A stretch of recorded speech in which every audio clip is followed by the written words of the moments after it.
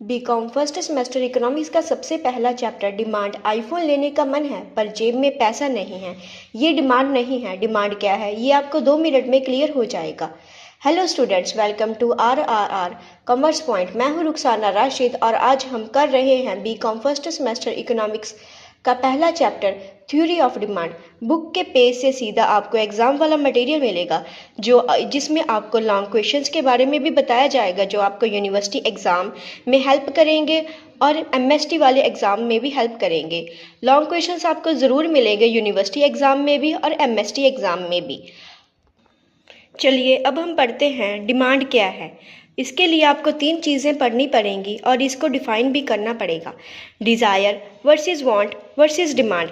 Desire is equal to wishful thinking, काश मेरे पास BMW होती। पैसा नहीं है पर मन है, इच्छा है, काश मेरे पास वो BMW होती। सेकंड है want. Want is equal to पैसा है पर खरीदने का मन नहीं है, 5 लाख बैंक में है पर BMW नहीं लूँगा, ये भी डिमांड नहीं है। थर्ड है डिमांड। 3 चीज़ें साथ चाहिए, इच्छा हो, पैसा हो, खरीदने को रेडी हो, एक प्राइस पे और एक टाइम पे। BMW 50 लाख की है, मेरे पास पैसा है और मैं कल ही खरीदने को रेडी हूँ, ये है डिमांड। एग्ज़ाम लाइन लिखें। Demand is equal to desire plus ability to pay. Desire means इच्छा हो आपकी, एबिलिटी टू पे आप रेडी हो अपना पैसा पे करने के लिए, विलिंगनेस टू पे आप बिल्कुल रेडी हो अपना पैसा पे करने के लिए eight the given price of the commodity and eight the given time of the commodity. चलिए अब हम डेफिनेशन पढ़ते हैं डिमांड की, ऑथर के प्रोस्पेक्टस थे। According to Vera and Stay, the demand for a particular good is the amount that will be purchased at a given price at a given time. Vera and Stay ने भी यही बताया है कि particular good को अगर आप खरीदना चाहते हो, आपकी डिमांड है और आप पे करना चाहते हो at the given price of the commodity और at the given time of the commodity. Assumptions पढ़ें। The goods must be normal good, जो गुड है वो नॉर्मल गुड होनी चाहिए। There should be no change in the price of the related good, कोई change नहीं होना चाहिए रिलेटेड गुड के प्राइस में। लाइक टी और कॉफ़ी, टी ले रहे हैं तो कॉफ़ी के प्राइस में कोई चेंज नहीं होना चाहिए। There should be no change in the income of the consumer की जो इनकम है वो भी चेंज नहीं होनी चाहिए। There should be no change in the taste and preferences of the consumer का जो टेस्ट है उसकी प्रेफरेंसेस हैं वो भी चेंज नहीं होनी चाहिए। There should be no change in the wealth of the consumer की वेल्थ में भी कोई चेंज नहीं होना चाहिए। The consumer should not expect any change in the price of the commodity in the future. कंज्यूमर को ये नहीं मानना चाहिए कि जो कमोडिटी वो खरीद रहा है लाइक टी, उसका प्राइस है जो नियर फ्यूचर में उसका प्राइस में चेंजेस आएंगे। ओके, डिमांड है गुड एक्स की, जो वो इंक्रीज तब होगी जब उसका प्राइस है जो वो फॉल होगा, और उसकी डिमांड है जो वो डिक्रीज तब होगी जब उसका प्राइस है वो राइज होगा। There is inverse relationship between both. There is demand function also. dx is equal to f px pryte. dx is equal to demand for commodity and px is equal to on price of the commodity and pr is equal to price of related good. y is equal to income of the consumer. t is equal to taste and e is equal to expectations. Types of demand, there are 3 types of demand. First price demand, इसमें relation establish होता है on price of a good के price में और demand में, हम कितनी demand कर रहे हैं ये इक्वेशन से भी पता चलता है। प्राइस डिमांड की इक्वेशन है dx is equal to F P X. dx is equal to demand of the particular good and f is equal to the functional relationship between demand and price of the related good. px is equal to price of the related good. Second है income demand relation बताती है income of the consumer and demand for the good. Income consumer की income कितनी है और demand for the good, consumer कितनी demand कर रहा है उस गुड की, ये भी इक्वेशन से पता चलता है। dx is equal to fy. dx is equal to demand for the particular good and f is equal to the functional relationship, y is equal to the income of the consumer. Third है cross demand में other things constant होती हैं। Other things means expectations of the consumer, taste and preferences of the consumer et cetera, वो constant होती हैं। और जो good X की डिमांड है, जो गुड ए की डिमांड होती है वो चेंज होती है जब दूसरी गुड का प्राइस है जो वो उसमें अप या फिर डाउन आता है। ये भी इक्वेशन से पता चलता है। dx is equal to F P Y, D X is equal to demand for the good, F is equal to the functional relationship, P Y is equal to the price of related good. इसमें change आता है जब एक good का price change होता है। जैसे कि देखिए, good X is equal to tea and good Y is equal to coffee. Good X की टी की वैल्यू है जो डिमांड है जो वो इंक्रीज़ होती है तब जब कॉफ़ी का प्राइस है जो वो अप होता है। टी की वैल्यू और डिमांड तब डिक्रीज़ होगी जब कॉफ़ी का प्राइस है जो वो भी डिक्रीज़ होगा। There is direct relationship between the goods. After that there is law of demand. Law of demand का पहला क्वेश्चन बनता है आपके एमएसटी और यूनिवर्सिटी एग्ज़ाम में। ये इंपॉर्टेंट है, आप इसको मार्क कर लें। Law of demand states that other things being equal. Law of demand states करता है कि और सारी things like price of related good, income of the consumer, taste, expectation of the consumer या फिर टेक्नोलॉजिकल चेंजेस वो कांस्टेंट या फिर इक्वल होती हैं। डिमांड ऑफ अ गुड की डिमांड है जो फिर एक्सटेंड करती है। गुड की डिमांड राइज होती है जब प्राइस उसका फॉल होता है, उसकी डिमांड कॉन्ट्रैक्ट करती है। डिमांड तब फॉल होती है जब उसका प्राइस है जो वो राइज करता है। Explanation of law of demand. According to law of demand, for any normal good there is inverse relationship between price of the commodity and demand of the commodity. यही मैंने आपको बताया था कि जब गुड का एक का प्राइस डिक्रीज़ होगा तब उसकी डिमांड में इंक्रीज़ होगा, जब उसका प्राइस इंक्रीज़ होगा तब उसकी डिमांड में डिक्रीज़ होगा। डिमांड स्केड्यूल जो है टेबल शो करता है different possible prices of the commodity at a given time. इसके हैं 2 टाइप्स हैं, individual demand schedule, market demand schedule. Let we study demand schedule, individual demand schedule, market demand schedule. Individual demand schedule वो होता है जब एक single consumer जो market में जाता है वो कमोडिटी को खरीदने के लिए रेडी होता है और डिमांड भी करता है at possible prices of the commodity. Let's we study the table of the individual demand curve. उसके बाद है मार्केट डिमांड कर्व। इसमें भी प्राइस है जो वाई एक्सिस पर है और जो डिमांड क्वांटिटी है यूनिट्स है, क्वांटिटी इन यूनिट्स है वो वाई एक्स एक्सिस पर है। उसके मार्केट डिमांड है जो वो कॉम्बिनेशन है कंज्यूमर ए की डिमांड का और कंज्यूमर बी की डिमांड का। लाइक उसने प्राइसेस पे कितनी क्वांटिटीज़ परचेज़ की, कंज्यूमर ए ने परचेज़ की 1 प्लस कंज्यूमर 2 ने परचेज़ की 2 इज इक्वल टू 3 हो गया मार्केट डिमांड। उसके बाद है कंज्यूमर ए ने परचेज़ की 2 एंड कंज्यूमर बी ने परचेज़ की 3, उसका टोटल हो गया 5 is equal to market demand. उसके बाद है थर्ड स्टेज पर 3 कंज्यूमर ए ने परचेज़ की एंड 4 क्वांटिटी कंज्यूमर बी ने परचेज़ की, उसके बाद है टोटल है 7, ये है मार्केट डिमांड।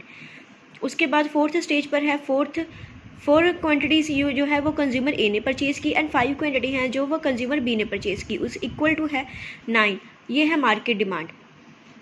आपको इनके ग्राफ का स्क्रीनशॉट लेना है तो आप ले सकते हैं। उसके बाद हम पढ़ते हैं डिटर्मिनेंट्स ऑफ डिमांड और डिमांड फंक्शन। डिमांड फंक्शंस के डिटर्मिनेंट्स क्या हैं और डिमांड फंक्शन कैसे वर्क करता है। Demand function of a consumer for a particular commodity at a given time is determined by the following factors. जो डिमांड होती है पर्टिकुलर कमोडिटी की एट अ गिवन टाइम पे, वो फैक्टर्स कौन से इन्फ्लुएंस करते हैं उसको। On price of the commodity, commodity का प्राइसेस ऑफ रिलेटेड गुड, उसके related price, income of the consumer की इनकम कितनी है। उसके बाद है taste and preferences of the consumer, expectation of the price of consumer and addition to the above market demand is also determined by the following. उसके बाद जो है वो मार्केट डिमांड को जो इन्फ्लुएंस करते हैं उसके बाद 2 हैं, size and composition of population and distribution of income. उसके बाद हम इसका इक्वेशन पढ़ेंगे, D X is equal to F P X P R Y T E P Y D. P here dx is equal to demand of the commodity and F is equal to functional relationship. Px is equal to price of the commodity, PR is equal to price of related good, Y is equal to income of the consumer, T is equal to taste and preferences, E is equal to expectations of the consumer, P is equal to size and composition of population, YD is equal to distribution of income. First है on price of the commodity. Price of the commodity और demand of the commodity के बीच में inverse relation होता है। अगर commodity का जो प्राइस है वो इंक्रीज़ में है और राइज हो रहा है, उसकी डिमांड है जो वो फॉल होगी। अगर कमोडिटी का प्राइस है जो वो फॉल हो रहा है, उसकी डिमांड इंक्रीज़ होगी। This is known as inverse relationship between the own price of the commodity and its demand. उसके बाद है प्राइस ऑफ रिलेटेड गुड का प्राइस। इसमें है 2 गुड्स आती हैं, substitute goods and complementary goods. Substitute goods वो वाली गुड्स होती हैं जो एक दूसरे की प्लेस पर यूज़ की जाती हैं। कॉम्प्लीमेंट्री गुड्स वो होती हैं जो एक दूसरे के बिना यूज़ ही नहीं होती। सब्स्टिट्यूट गुड्स पढ़ते हैं पहले। सब्स्टिट्यूट गुड्स में आते हैं टी एंड कॉफ़ी, कोक और पेप्सी। अगर टी का प्राइस ज़्यादा है तो हम कॉफ़ी पे, हमारी डिमांड है जो वो कॉफ़ी पर शिफ्ट हो जाएगी। अगर कॉफ़ी का प्राइस ज़्यादा है तो हमारी डिमांड है जो वो टी की तरफ शिफ्ट हो जाएगी। और एग्जांपल लेते हैं पेप्सी और कोक। अगर पेप्सी की डिमांड है और कोक का प्राइस ज़्यादा है तो पेप्सी की डिमांड होगी। अगर कोक का प्राइस कम है तो कोक की डिमांड होगी, अगर पेप्सी का प्राइस ज़्यादा है तो। उसके बाद है कॉम्प्लीमेंट्री गुड्स। कॉम्प्लीमेंट्री गुड्स वो वाली गुड्स होती हैं जो एक दूसरे के बिना यूज़ ही नहीं होती, इनके बीच में नेगेटिव रिलेशन है। पेन और इंक, लाइक कार और पेट्रोल। अगर कार का प्राइस ज़्यादा है तो हमें पेट्रोल का प्राइस कम है तो हमें कार तो लेनी ही पड़ेगी, उसमें पेट्रोल भी डलवाना ही पड़ेगा। उसके बाद है पेन एंड इंक। अगर पेन का प्राइस ज़्यादा है और इंक का प्राइस कम है, या फिर अगर इंक का प्राइस ज़्यादा है और पेन का कम है, तो पेन तो हमें लिखने के लिए परचेज़ करना ही पड़ेगा, तो हमें इंक भी उसके साथ ही परचेज़ करनी पड़ेगी, क्योंकि विदाउट इंक पेन का कोई यूज़ नहीं है। उसके बाद थर्ड पॉइंट है इनकम। बाद है market demand schedule. Market demand schedule में 3 ग्राफ्स बनेंगे। फर्स्ट है ए कंज्यूमर का, सेकंड है बी कंज्यूमर का, थर्ड है मार्केट डिमांड का ग्राफ। चलिए पहले हम पढ़ते हैं ए कंज्यूमर का ग्राफ। उसमें प्राइस वाई एक्सिस पर है और क्वांटिटी ये जो है वो यूनिट्स में है एक्स एक्सिस पर। प्राइस के साथ वो क्वांटिटी है जो वो डिक्रीज़ होती जा रही है। उसके बाद है बी कंज्यूमर का ग्राफ। उसके बाद है प्राइस है इसका वाई एक्सिस पर और क्वांटिटी है इसकी एक्स एक्सिस पर। बी कंज्यूमर का ये है demand curve. The individual demand schedule shows that जब आइसक्रीम का प्राइस है जो वो इंक्रीज़ होता जा रहा है, क्वांटिटी डिमांडेड है जो सिंगल कंज्यूमर की वो डिक्रीज़ होती जा रही है। Demand decreases with increase in prices. Market demand schedule. Market demand schedule में होते हैं बहुत सारे कंज्यूमर्स जो मार्केट में जाते हैं और कमोडिटी खरीदते हैं। हमने यहाँ पर लिया है एग्जांपल आइसक्रीम की। आइसक्रीम का प्राइस है 1, 2, 3, 4 at the various stages and demand A consumer की है और demand of B second consumer की है। डिमांड ऑफ ए कंज्यूमर की है जो वो प्राइस के साथ साथ इंक्रीज़ है। प्राइस जब इंक्रीज़ हो रहा है तब उसके साथ डिक्रीज़ होती जा रही है, और बी कंज्यूमर की भी डिमांड इसी तरह डिक्रीज़ होती जा रही है। और market demand refers to the combination of demand of A consumer and demand of B consumer. Paper में एक्स्ट्रा मार्क्स लेने के लिए आपको ये टेबल्स डिफ़ाइन करने पड़ेंगे। आप जो मैं बोल रही हूँ आप वो राइट कर लें, ये पेपर में आपको मार्क्स लेने के लिए हेल्प भी मिलेगी। उसके बाद है डिमांड कर्व। डिमांड कर्व किसे कहते हैं? डिमांड कर्व होता है graphical presentation of the demand schedule. Demand schedule जैसे कि हमने पहले किया था इंडिविजुअल डिमांड स्केड्यूल, फिर उसके बाद किया था मार्केट डिमांड स्केड्यूल। अब हम डिमांड कर्व भी वैसे ही करेंगे, पहले इंडिविजुअल डिमांड कर्व फिर उसके बाद मार्केट डिमांड कर्व। यहाँ पर ये पहला डिमांड कर्व है इंडिविजुअल डिमांड कर्व।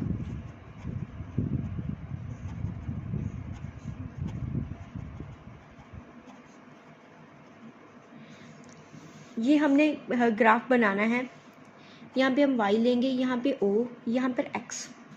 उसके बाद हम यहाँ पर लेंगे quantity of the goods, quantity जो कि कंज्यूमर जो कितनी ख़रीद रहा है। उसके बाद यहाँ लेंगे हम प्राइस ऑफ द गुड जो कि रुपीज़ में होगा। उसके बाद हमने अपना डिमांड स्केड्यूल देखना है।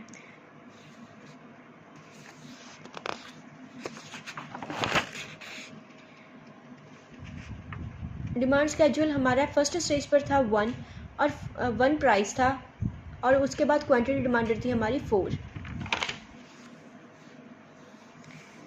पहले हम लगाएंगे प्राइस 1, 2, 3, 4, 5। उसके बाद इसी तरह ही हम क्वांटिटी लिखेंगे 1, 2, 3, 4 एंड 5। हमारा पहली स्टेज पर इंडिविजुअल डिमांड कर्व की पहली स्टेज पर था प्राइस 1 और उसके बाद हमारी क्वांटिटी डिमांडेड थी 4। सॉरी ये लाइन थोड़ी सी आगे चली गई थी, आप स्केल के साथ बनाएंगे तो आपका परफेक्ट बनेगा। उसके बाद हमारी सेकंड स्टेज पर थी प्राइस 2 था और हमारी क्वांटिटी डिमांडेड कितनी थी 3। उसके बाद हमारा थर्ड स्टेज पर था प्राइस 3 और हमारी क्वांटिटी डिमांडेड थी 2। उसके बाद हमारा फोर्थ स्टेज पर था प्राइस 4 और हमारा क्वांटिटी डिमांडेड था 1। उसके बाद हम इन सब पॉइंट्स को मार्क कर लेंगे और उसके बाद हम इन सब पॉइंट्स को ज्वाइन कर लेंगे। इस तरह की शेप हो जाएगी जब आप इन सब पॉइंट्स को ज्वाइन कर लेंगे। उसके बाद चलिए अब हम करते हैं मार्केट डिमांड स्केड्यूल। उसमें हमारे 3 ग्राफ्स बनेंगे। पहला एक जो है आबादी में अगर इंक्रीज़ है तो डिमांड में भी इंक्रीज़ होगा, अगर आबादी में डिक्रीज़ है तो डिमांड में भी डिक्रीज़ होगा। 7th पॉइंट है डिस्ट्रीब्यूशन ऑफ इनकम। जो इनकम है वो अनइक्वली डिस्ट्रीब्यूट की गई है। जो रिच पीपल हैं वो डिमांड करते हैं लग्जरी गुड्स, जो पुअर पीपल हैं और उनके पास तो डिमांड उनकी लेस होती है लग्जरी आइटम्स के रिलेटेड। और ये जो डिमांड के फंक्शंस हैं इसका सेकंड लॉन्ग बनता है आपके यूनिवर्सिटी एग्ज़ाम में और आपके एमएसटी। कंज्यूमर की डिमांड उन गुड्स के लिए इंक्रीज़ होगी जिसके लिए उसका टेस्ट या फिर प्रेफरेंसेस उसके अंदर में डेवलप होंगे। 5th है एक्सपेक्टेशंस। अगर कंज्यूमर की फ्यूचर इनकम में एक्सपेक्टेड चेंज है तो उसकी डिमांड है जो वो चेंज होगी। अगर कंज्यूमर को लगता है कि प्राइस है जो वो गुड का वो फ्यूचर में राइज होगा तो अपनी इनकम है जो वो at a time present time पर ही थोड़ी सी ज़्यादा स्पेंड कर देगा उस गुड को ख़रीदने के लिए, क्योंकि फ्यूचर में उसके प्राइस हैं जो वो बढ़ जाएंगे। अगर कंज्यूमर को लगता है कि फ्यूचर में उसके गुड्स के प्राइस हैं जो वो फॉल होंगे तो वो प्रेजेंट टाइम में कंज्यूमर है जो वो अपनी इनकम कम स्पेंड करेगा, क्योंकि वो डिमांड है जो वो गुड्स की एट द प्रेजेंट टाइम वो कम करेगा क्योंकि उसके प्राइस हैं जो वो फ्यूचर में फॉल होने वाले हैं। 6th है इसका point size and composition of population है बहुत ज़्यादा महंगी नहीं है तो उनके लिए हमारी डिमांड है जो वो चेंज इनकम के अकॉर्डिंग नहीं होगी, वो इनकम के अकॉर्डिंग चेंज बिल्कुल भी नहीं होगी। 4th पॉइंट है टेस्ट एंड प्रेफरेंसेस। कंज्यूमर की टेस्ट प्रेफरेंसेस जो हैं वो इन्फ्लुएंस करेंगी डिमांड को। अगर फैशन चेंज हैबिट में चेंज है तो income of the consumer 3rd point है। इसमें increase in income would cause an increase in demand. Consumer की जो इनकम इंक्रीज़ हो रही है तो उसकी डिमांड है जो वो ऑटोमेटिकली इंक्रीज़ होगी। उसके बाद है 3 टाइप्स ऑफ गुड्स हैं यहाँ पर, normal goods, inferior goods and necessities of life and inexpensive goods. Normal goods वो वाली गुड्स होती हैं जिनमें पॉजिटिव रिलेशन होता है कंज्यूमर की इनकम में और उसके डिमांड में। अगर कंज्यूमर की इनकम है जो वो इंक्रीज़ हो रही है तो कंज्यूमर की डिमांड ऑटोमेटिकली इंक्रीज़ हो जाएगी। अगर उसकी डिमांड फॉल हो रही है तो उसकी इनकम में भी फॉल होगा, पॉजिटिव रिलेशन होगा। इन्फीरियर गुड्स में इन्वर्स रिलेशन होगा। अगर कंज्यूमर की इन्फीरियर गुड्स वो वाली गुड्स होती हैं जो अच्छी क्वालिटी की नहीं होती, इसमें इन्वर्स रिलेशन होगा कंज्यूमर की इनकम में और उसके डिमांड में। अगर कंज्यूमर की इनकम है वो इंक्रीज़ हो रही है तो उसकी डिमांड डिक्रीज़ होगी।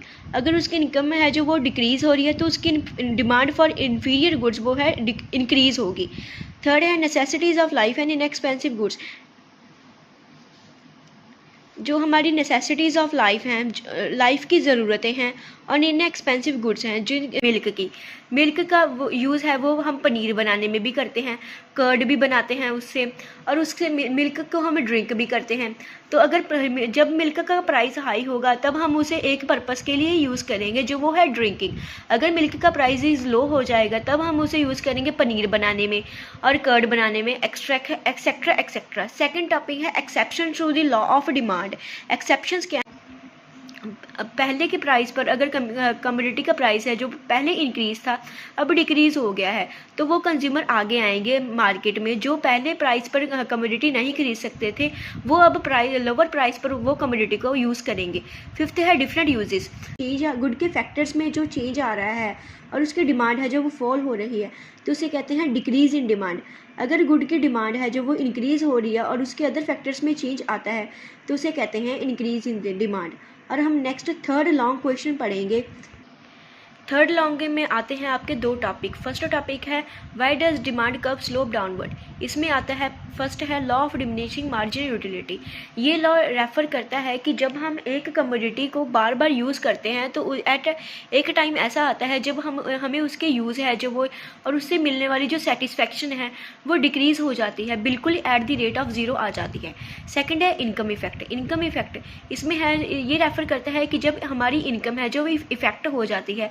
इफेक्ट तब होती है जब उस जो प्राइस है वो कमोडिटी का वो इंक्रीज़ होता है और हम कमोडिटी है जो वो लेस परचेज करते हैं। इसमें भी डिमांड का स्लोप डाउनवर्ड होता है। थर्ड है सब्स्टिट्यूशन इफेक्ट। सब्स्टिट्यूशन इफेक्ट जब सब्स्टिट्यूशन इफेक्ट में वो वाली गुड्स आती हैं जो सब्स्टिट्यूट्स हो जाती हैं और जो यूज़ हो जाती हैं एक दूसरे की प्लेस पर। सब्स्टिट्यूट गुड्स में एग्जांपल लेते हैं हम टी और कॉफ़ी। अगर टी का प्राइस है जो वो पहले ज़्यादा था अब कम हो गया है तो कंज्यूमर है जो वो कॉफ़ी यूज़ कर रहे थे वो टी पर फिर से आ जाएंगे और टी का जो डिमांड है वो फिर से इंक्रीज़ हो जाएगी। फोर्थ है साइज़ ऑफ कंज्यूमर ग्रुप। अगर उसके बाद है हमारी ट्रिक जो 2 मार्क्स में पक्का आती है, डिमांड और क्वांटिटी डिमांड में डिफरेंस। डिमांड किसे कहते हैं, चलिए अब पहले हम वो पढ़ते हैं। डिमांड इज़ इक्वल टू अलग अलग प्राइस पे कितना खरीदेंगे। अलग अलग प्राइस मीन्स भी जब गुड्स का प्राइस वो है अलग अलग होता है, डिफ़र करता है, तब हम कितना डिमांड करते हैं और उसको कितना खरीदते हैं। फॉर एग्ज़ाम्पल आइसक्रीम का प्राइस है पहले स्टेज पर ₹1 पे हम 4 यूनिट्स खरीदते हैं। सेकंड स्टेज पर ₹2 है उसमें हम 3 यूनिट्स खरीदते हैं और ₹3 में हम 2 यूनिट्स खरीदते हैं। ये है कि जैसे जैसे हमारी आइसक्रीम का प्राइस इंक्रीज़ होता जाता है हमारी क्वांटिटी है जो वो यूनिट्स हैं वो डिक्रीज़ होती जा रही हैं। क्वांटिटी डिमांडर रेफर्स करता है कि हम एक प्राइस गुड का एक प्राइस कांस्टेंट प्राइस है गुड का, उस पर ही हम कितनी यूनिट्स हैं जो वो खरीदते हैं। फॉर एग्जांपल आइसक्रीम का प्राइस है 1, उस पर हम 4x आइसक्रीम्स खरीदते हैं। उसके बाद है हमारा change in quantity demanded and change in demand और movement along a demand curve and shift in demand curve. ये क्वेश्चन आपको पता होना चाहिए। ये क्वेश्चन कम आता है पर आप इसे फिर भी पढ़ लें अपना क्वेश्चंस को लेंथी बनाने के लिए। फर्स्ट है movement along a demand curve और change in quantity demanded. Movement है जो वो शिफ्ट होता है। और हमारा नेक्स्ट टॉपिक है change in quantity demanded and change in demand और movement along a demand curve and shift in demand curve. First है movement along a demand curve and change in quantity demanded. Demand curve में movement कैसे हो रही है और उसमें change क्या हो रहा है क्वांटिटी डिमांडेड में। अदर थिंग्स इसमें कांस्टेंट होती हैं, प्राइस प्रिवेल करता है, क्वांटिटी डिमांडेड भी चेंजेस होती हैं। अगर increase in quantity demanded of a commodity due to fall in its price is called extension of the demand. अगर क्वांटिटी डिमांडेड में इंक्रीज है, डिमांड इंक्रीज हो रही है ड्यू टू किसके कारण, फॉल इन प्राइस कमोडिटी का जो प्राइस है वो फॉल हो रहा है तो उसे हम एक्सटेंशन कहते हैं, एक्सटेंशन ऑफ डिमांड। अगर उसके डिमांड है जो वो डिक्रीज़ हो रही है और कमोडिटी का प्राइस है वो इंक्रीज़ हो रहा है तो उसे हम कहते हैं कॉन्ट्रैक्शन ऑफ डिमांड। उसके बाद सेकंड है शिफ्ट इन डिमांड कर्व और change in demand. Demand curve में शिफ्ट होता है और change in demand. In this case the entire demand curve shift either upward. जो डिमांड कर्व है वो शिफ्ट या तो राइटवर्ड शिफ्ट करता है या तो फिर लेफ्टवर्ड शिफ्ट करता है। यहाँ पर चेंज किसके कारण आता है, प्राइस के कारण नहीं आता। यहाँ पर चेंज आता है अदर फैक्टर्स के कारण और इसमें प्राइस है जो वो कमोडिटी का सेम ही रहता है। अदर फैक्टर्स कौन कौन से होते हैं, change in income, fashion, expectations etcetera. अगर फिफ्थ है वॉर और एमरजेंसी। अगर कंट्री में है जो वो वॉर टाइम हो या फिर कोई भी एमरजेंसी हो या फिर कोई भी डिसीज़ का क्राइसिस हो तब लोग कंज्यूमर्स हैं जो वो डिमांड है वो बहुत ज़्यादा कर देते हैं और गुड्स को बहुत ज़्यादा ख़रीद लेते हैं। वो ये नहीं देखते कि उसका प्राइस हाई है या फिर लो है। यहाँ पर लॉ ऑफ डिमांड है जो वो अप्लाई नहीं होता है। ऐसे कहते हैं वो गलतियाँ होती हैं जो लॉ ऑफ डिमांड ने की हैं या फिर जो यहाँ पर लॉ ऑफ डिमांड है वो अप्लाई नहीं होता है। फर्स्ट पॉइंट है वेबलेंट गुड्स। वेबलेंट गुड्स वो गुड्स होती हैं जो लग्जरियस गुड्स होती हैं जिनका प्राइस हाई होता है, like diamond, luxurious cars etcetera. जब प्राइजेस होते हैं जो वो लग्जरियस गुड्स के हाई होते हैं, तभी लग्जरियस गुड्स की वो डिमांड है जो वो तब हाई होती है। अगर उनके प्राइस लो होते हैं तो कोई भी कंज्यूमर उन्हें नहीं खरीदता। यहाँ पर लॉ ऑफ डिमांड है जो वो अप्लाई नहीं होता। सेकंड है इग्नोरेंस। कंज्यूमर इग्नोर करता है गुड को तब जब उसकी प्राइस है जो वो लो होता है, और वो कंसीडर करता है कि गुड का जो क्वालिटी है वो भी लो होगी अगर उसका प्राइस लो है। वो कंज्यूमर गुड को कंसीडर करता है हाई क्वालिटी तब जब उसके प्राइस हैं जो वो इंक्रीज़ होते हैं। यहाँ पर भी लॉ ऑफ डिमांड है वो अप्लाई नहीं होता। थर्ड है give in goods. Give in goods वो वाली गुड्स होती हैं लाइक इन्फीरियर गुड्स, जहाँ पर डिमांड वो है कंज्यूमर की है जो वो तब फॉल करती है जब उसके प्राइस में फॉल आता है। डिमांड इंक्रीज़ होती है जब उसके प्राइस में इंक्रीज़ होता है। यहाँ पर भी लॉ ऑफ डिमांड अप्लाई नहीं होता। फोर्थ है एक्सपेक्टेशन ऑफ राइज और fall in price in future. अगर कंज्यूमर को पता लग जाए कि गुड और कमोडिटी का प्राइस है जो वो फ्यूचर में राइज या फिर फॉल होगा। पहले हम लेते हैं राइस। अगर कंज्यूमर को पता लग जाए कि कंज्यूमर कमोडिटी का प्राइस है जो वो हाई होगा फ्यूचर में, तब वो करंट टाइम में भी डिमांड है जो वो अपनी इंक्रीज़ कर देगा और पर्टिकुलर प्राइस पर वो ख़रीद लेगा। अगर कंज्यूमर को पता लग जाए कि फ्यूचर में प्राइस है जब वो फॉल होगा, तब वो करंट टाइम में भी उसकी डिमांड है वो इंक्रीज़ कर देगा और बहुत सारी गुड्स खरीद लेगा। यहाँ पर भी लॉ ऑफ डिमांड है जो अप्लाई नहीं होता। At last we will conclude that demand के लिए 5 चीज़ें चाहिए, वो ज़रूरी हैं। डिज़ायर, हमारी इच्छा होनी चाहिए चीज़ खरीदने के लिए। हमारे पास सेकंड है मनी, हमारे पास पैसा होना चाहिए। थर्ड है विलिंगनेस, हमारी विलिंगनेस होनी चाहिए, हम पैसा खर्चने के लिए तैयार हों। फोर्थ है प्राइस, हम उसके price at a price of the commodity के लिए हम परचेज़ कर सकें। फिफ्थ है टाइम, एट दैट टाइम हम कमोडिटी को परचेज़ कर सकें। नेक्स्ट वीडियो में चैप्टर 2 यूटिलिटी एनालिसिस पढ़ेंगे, और नेक्स्ट वीडियो के लिए लाइक, शेयर, कमेंट और सब्सक्राइब कर लें RR commerce point. Thank you, have a nice day और कीप लर्निंग।